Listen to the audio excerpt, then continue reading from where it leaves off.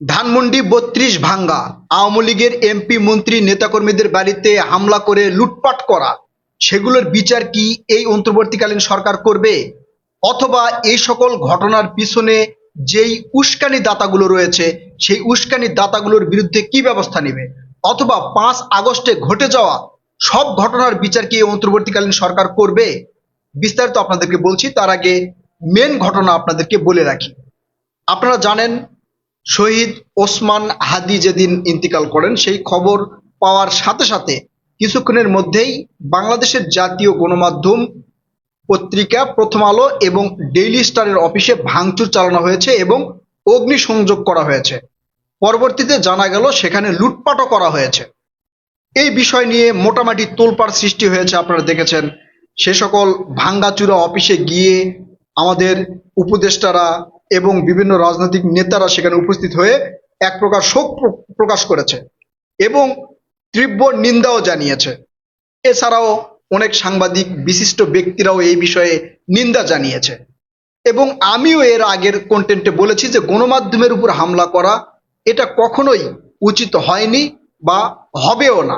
শুধু বাংলাদেশে নয়, আন্তর্জাতিক বিশ্বের যে কোনো জায়গায় যদি গণমাধ্যমের উপরে আক্রমণ আসে সেটা আন্তর্জাতিক মহল ভালো চোখে দেখে না।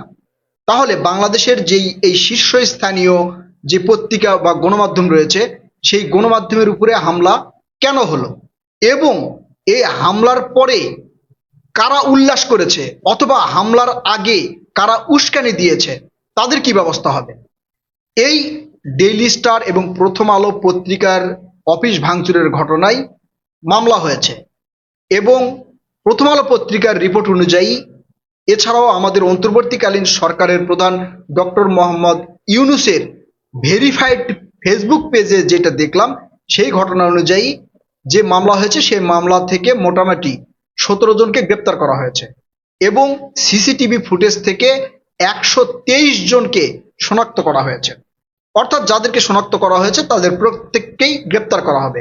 গ্রেপ্তার করার ব্যক্তিদের মধ্যে কয়েকজনের কাছ থেকে যেটা জানা গেছে, একজন ১,২৩,০০০ টাকা লুট করেছে এবং বাসায় গিয়ে তিনি টিভি, ফ্রিজ এগুলো কিনেছে। আরেকজন ৫০,০০০ টাকা লুট করেছে।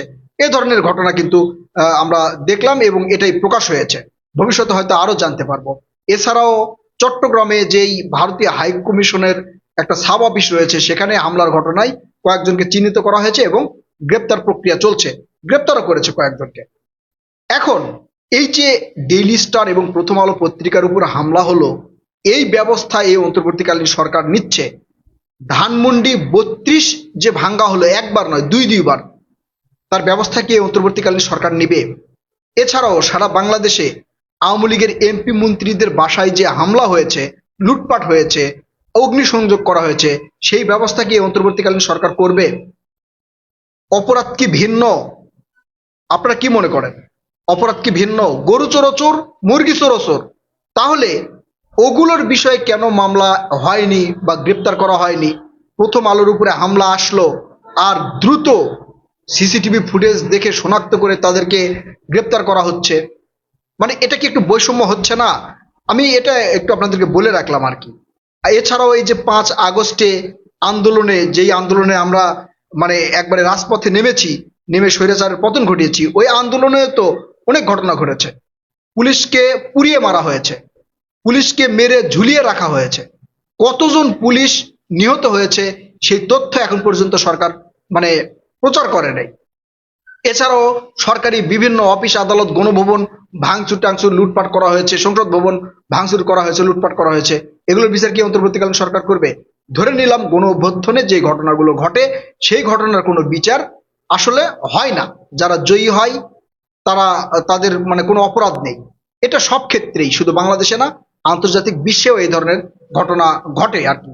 গণ অভ্যুত্থানে যারা হচ্ছে জয়ী হয় তাদের কোনো বিচার হয় না। ৫ আগস্ট বাদ দিলাম, কিন্তু ৫ আগস্টের পরের যে ঘটনাগুলো ঘটেছে, আবার বলছি, ধানমন্ডি ৩২ থেকে শুরু করে আওয়ামী লীগের নেতাকর্মীর বাসায় যে হামলা, মামলা, ভাঙচুর এগুলো হয়েছে, সেগুলোর বিচার কি অন্তর্বর্তীকালীন সরকার করবে? না করলে এই প্রথম আলো ডেইলি স্টারের উপর হামলা হলো, এই বিচার এই সরকার কেন করবে? এই বিচার করা উচিত। যারা হামলা করেছে এদের সবাইকে, প্রত্যেককেই গ্রেপ্তার করা উচিত এবং একই সাথে এদেরকে যে উস্কে দিয়েছে, যারা এদেরকে মদত দিয়েছে, তাদের বিরুদ্ধে ব্যবস্থা নেওয়া উচিত। আপনারা জানেন সাংবাদিক ইলিয়াস তার ফেসবুক পেজে একের পর এক পোস্ট করেছে। তার পোস্ট দেওয়ার কিছুক্ষণ পরপরই একটা করে ঘটনা ঘটেছে। প্রথম আলোতে হামলা করেছে, সেখানে অগ্নিসংযোগ করেছে।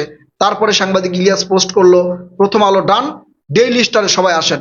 ঠিক ডেইলি স্টারে তখন আবার হামলা হলো, মানে ভাঙচুর হলো, অগ্নিসংযোগ করা হলো। ডেইলি স্টার যখন ডান হয়ে গেল তখন তিনি পোস্ট করলেন যে ডেইলি স্টার ডান, অয়েল ডান বয়েজ, এবং আমাদের যারা রয়েছেন তারা নিরাপদে শাহবাগে চলে আসেন। তাহলে সাংবাদিক ইলিয়াসের বিরুদ্ধেও কি মামলা হবে? আমি এখন পর্যন্ত মামলার বিষয়ে জানতে পারিনি, তবে গ্রেপ্তার হয়েছে এটা আমি জানতে পেরেছি যে ইলিয়াসের বিরুদ্ধে মামলা হয়েছে কিনা, বা মামলা হলেই কি হবে। তাকে কি এই বর্তমান যে অন্তর্বর্তীকালীন সরকার আছে সে কি মানে ওই ইন্টারপোলের সাহায্য নিয়ে সাংবাদিক ইলিয়াসকে বাংলাদেশে নিয়ে আসবে, বা নিয়ে আসা সম্ভব হবে? আপনারা ইতিমধ্যে জানতে পেরেছেন সাংবাদিক ইলিয়াসের একটা ফেসবুক পেজ ভায়োলেশনের কারণে রিমুভ হয়েছে, এবং আরেকটা যে ফেসবুক পেজ তার ছিল সেটা এই অন্তর্বর্তীকালীন সরকার নাকি মানে এই মেয়েটাকে অনুরোধ করেছে যে উস্কানিমূলক কন্টেন্ট রিমুভ করার জন্য। এই জন্য বাংলাদেশের সাংবাদিক ইলিয়াসের ওই পেজের পোস্ট কিন্তু দেখা যাচ্ছে না।